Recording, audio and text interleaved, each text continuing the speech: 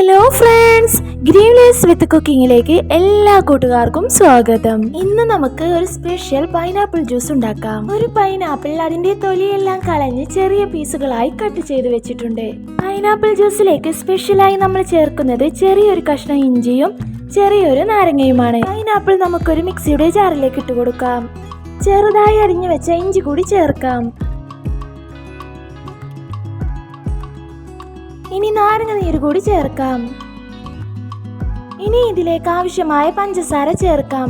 2 table spoon പഞ്ചസാരയാണ് ഞാൻ ചേർക്കുന്നത്.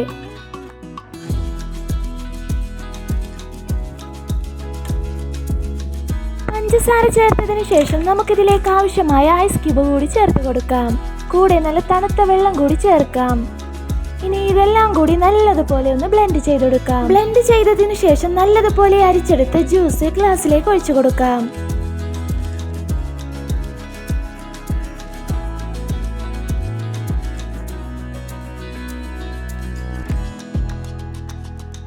ഇപ്പോൾ നമ്മുടെ രുചികരവും വ്യത്യസ്തവുമായ പൈനാപ്പിൾ ജ്യൂസ് റെഡി ആയിട്ടുണ്ട്. പൈനാപ്പിൾ ജ്യൂസിന്റെ റെസിപ്പി നിങ്ങൾക്ക് ഇഷ്ടമായെന്ന് കരുതുന്നു. വീഡിയോ ഇഷ്ടമായെങ്കിൽ ലൈക്ക് ചെയ്യാനും സബ്സ്ക്രൈബ് ചെയ്യാനും മറക്കല്ലേ. ഇനിയും അടുത്തൊരു നല്ല റെസിപ്പിയുമായി മറ്റൊരു ദിവസം കാണാം.